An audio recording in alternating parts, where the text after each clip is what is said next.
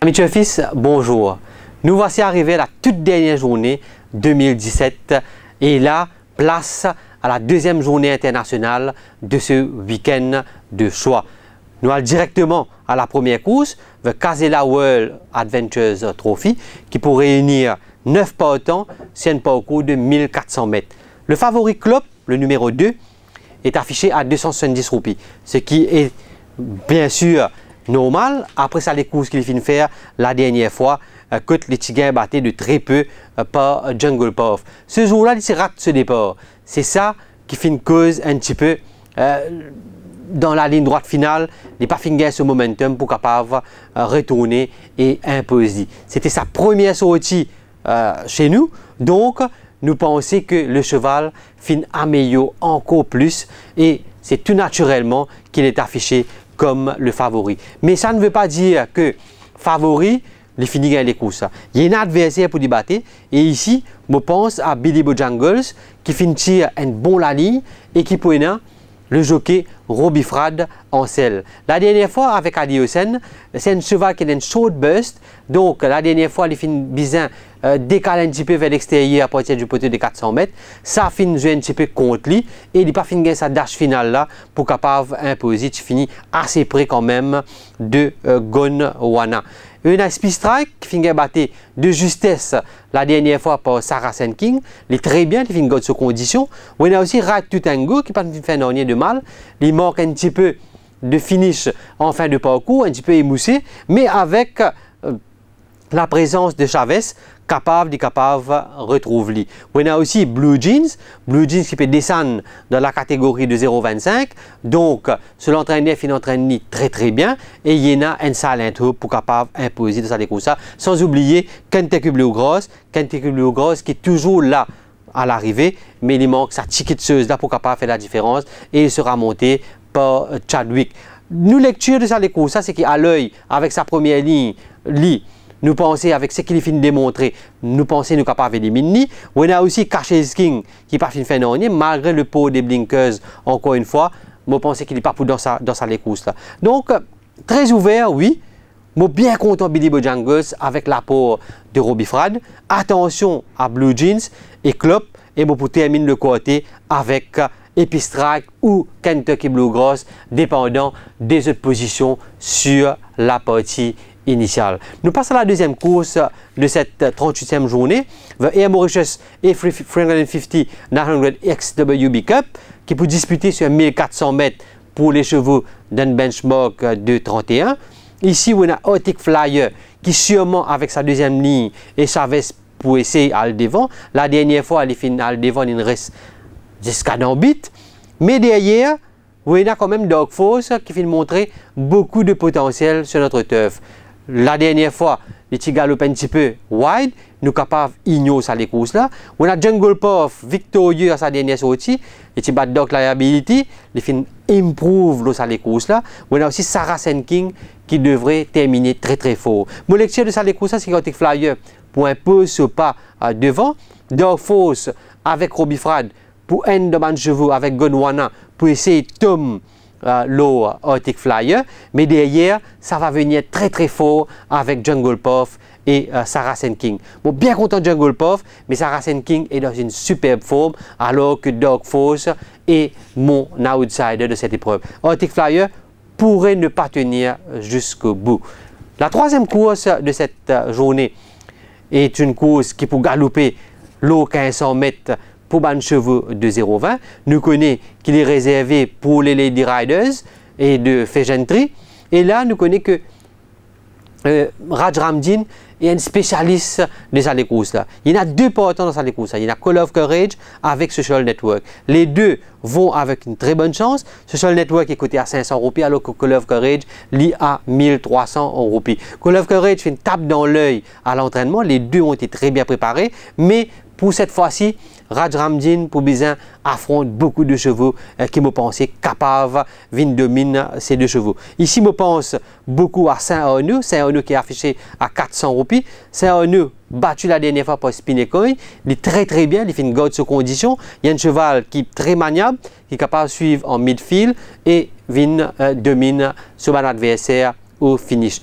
Sans oublier, nous avons Levidus. Levidus, nous sommes capables de dire c'est un hasard, une coïncidence, il peut monter encore une fois par la même cavalière de la dernière fois, et ça c'est un avantage considérable, vu que ce Lady Rider connaît très bien. Mais le seul désavantage, c'est qu'il peut aller depuis un 8e couloir.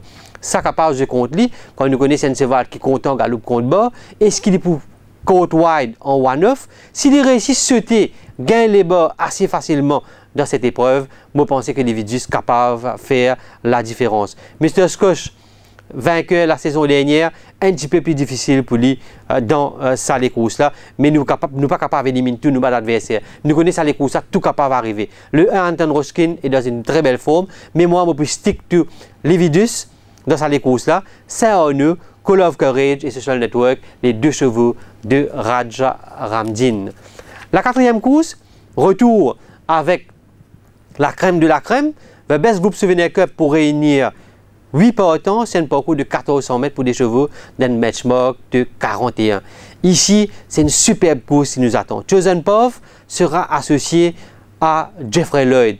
Nous connaissons que Jeffrey Lloyd monte pour Philippe Henry. C'est une de mes meilleures chances de Jeffrey Lloyd pour l'écurie Sudial. Chosen Path a du pas. Avec ce 3e couloir, je pense que très vite, il peut aller devant. Même s'il parle devant, il peut être en très bonne position.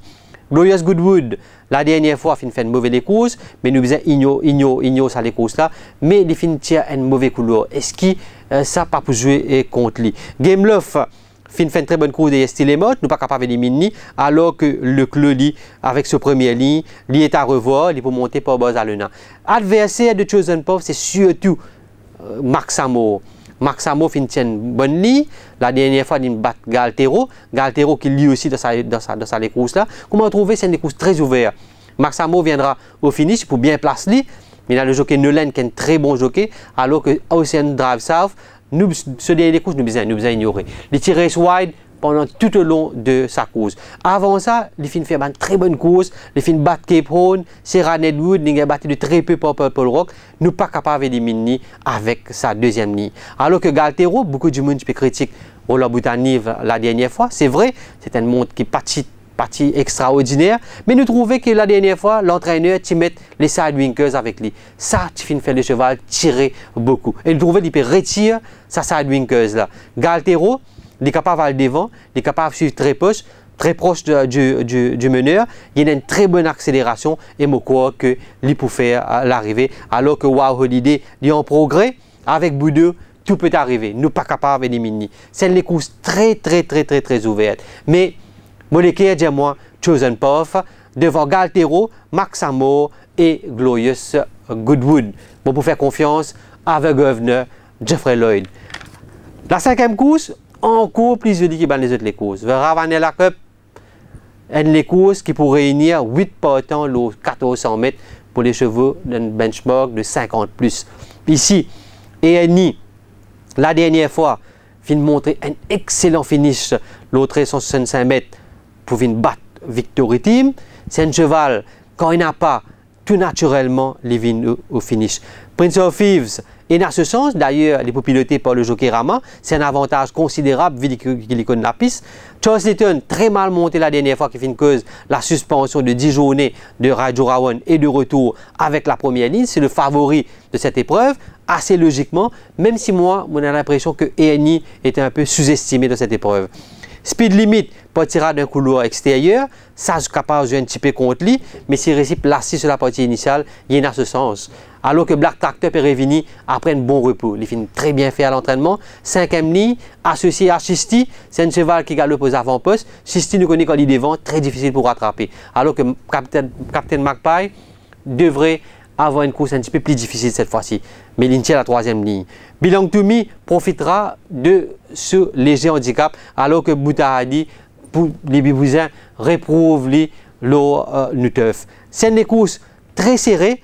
Moi, bien content Eni et Charles Litton, mais attention à Prince of Thieves et surtout Black Tractor, c'est des galops l'eau sur meilleure forme. Mais moi, je stick à sa deux chevaux là, Eni et Charles Litton. Mais, comme je disais, dans sa bonne journée de gala là, pas capable de venir n'importe qui cheval.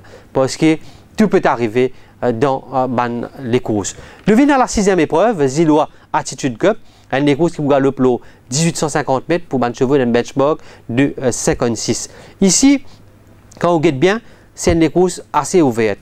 Mais l'autre tableau, nous pouvons trouver que ban bookmaker fait confiance à Aficionado. Aficionado pour de la deuxième ligne, il y en a surtout Jeffrey Lloyd en selle. L'autre parcours là, il est à l'aise, mais il y en a quand même quelques adversaires pour battre. Bonovox peut montrer un petit peu de difficulté dans sa benchmark 56 là, mais il finit une ligne quand même qui est capable de permettre de placer bien et accélérer. Nous ne sommes pas capables d'éliminer Grazing Control de la manière qu'il dit battre Olympic Bolt, l'eau, un parcours allongé. Seven Fountains aussi fin gagner, il fin rentre un petit peu dans les rangs, alors que Candy Rock affiche à 350 roupies, lui très bien placé pour pouvoir donner une bonne latitude contre Aficionado dans cette épreuve. Sans oublier de Stan qui parle bien avec Steven Arnold. Mais moi pensais avec Buzz Alena, il peut faire très bien de sa 4e ligne. Pour moi, c'est Aficionado, Candy Rock, Bonovox et moi pas juste de Stan là-dedans qui est capable cause une petite surprise. Mais cette course reste quand même très difficile à lire et tout peut dépendre un petit peu de ce qu'il va jockey pour faire sur les 1000 premiers mètres avant le sprint final dans cette épreuve. Nous passons à la 7e épreuve, vers Coca-Cola Cup, qui peut disputer sur 1500 mètres pour les chevaux d'un benchmark de 61. Ici, nous avons un Bridle Joy, qui est un cheval qui est content galope devant. Mais derrière lui, pour une Oso Madame qui finit préparé spécialement pour cette course. C'est d'ailleurs la meilleure chance de Vincent Alette pour ce week-end international. Et en plus, il peut Robbie Frad. Vous connaissez Robbie Frad, c'est un jockey qui est content mon ban cheval, qui place bien et soutient à certains moments très difficiles pour capable rattraper. Le Speed Vebrise qui n'a pas fait montrer grand chose après sa victoire contre d'ailleurs une Bridle Joy. Everest c'est un cheval très délicat.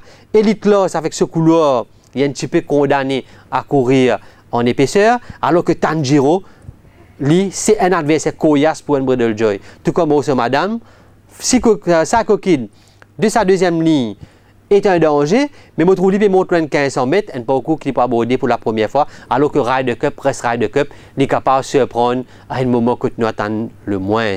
Course très ouverte, mon petit doigt peut dire moi Oso Madame, mais un Bridle Joy, quand il est devant, très difficile à remonter, alors que Tanjiro fait montrer beaucoup de bonnes choses. D'ailleurs, il y a 340 roupies, sans oublier Ryder Cup. C'est mon côté dans cette 7e épreuve. Nous passons à la 8e épreuve.